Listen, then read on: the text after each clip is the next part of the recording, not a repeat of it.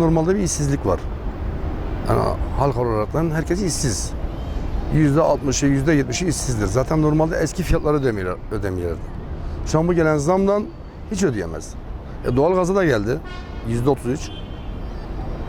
Şimdi kış gelecek. Hem kombi çalışacak, hem elektriklerin hepsi yanacak.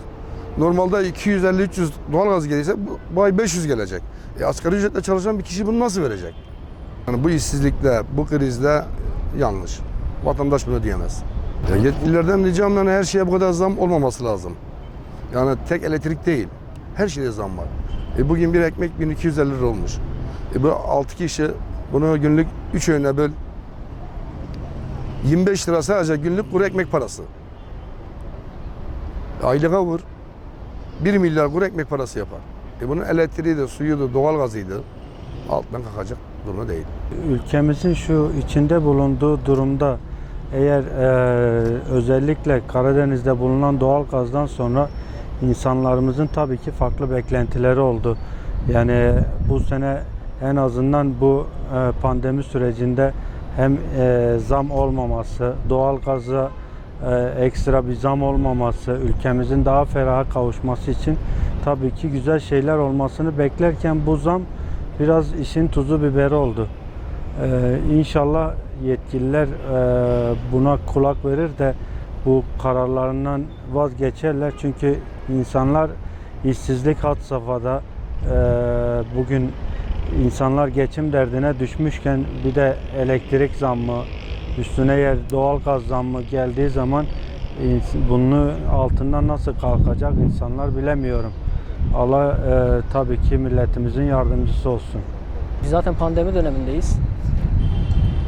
Yani şu an yapılmaması gerek diye düşünüyorum yani. İnsanlar zaten ödeyemeyecek durumdalar. Ödeyemiyorlar zaten faturalarını.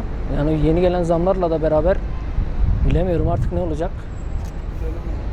Şu an zaten çoğu kişi çalışmıyor. Yani o yüzden olumsuz karşılıyorum yani.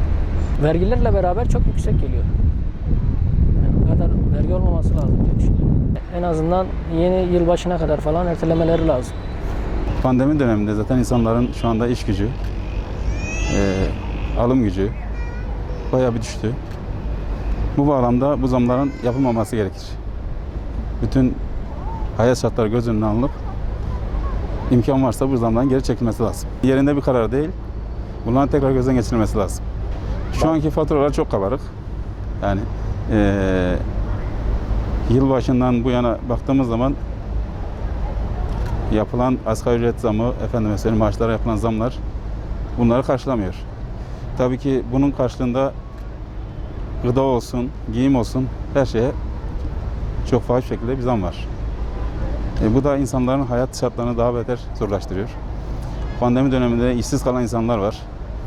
14 gün karantina yapılıyor. Bu karantinada bu insanlar ne yiyip ne içecek? Bunların hepsini düşünülüp ona göre bir karar alınması lazım. Tekstil işine uğraşıyorum. Kendi atölyem de var. Yani %7 yüksek yani sarsıyor bizi yani maliyetler yani. Benim her ay ya kış geliyor şimdi 4 tane UFO yanacak yani.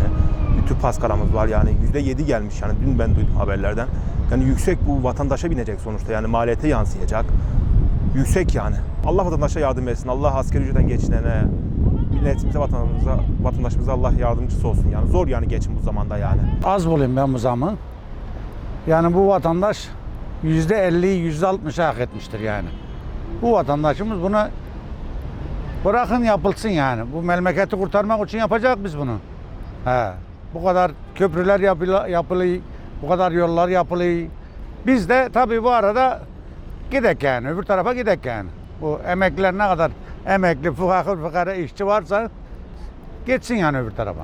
Canımız yanıyor ya. Suyu yani inanın evde gidip suyumu içeyim yani. 1 TL'ye verip de suyu almayayım yani. Eve gittiğimde alırım diyeyim yani. İnanın ya kenefe gidemik ya. Paralı 1,5 milyon ya. Nereye gidersen git yani. Benim yaşım 66. Ben daha hayatımda ömrümde böyle sıkıntılı günler geçirmedim. Yani 66 seneden beri ben ilk defa bu son 10-15 seneden beri bu kadar çaresizlik, bu kadar sesimizi de kimseye duyuramıyoruz. Hanımla benim.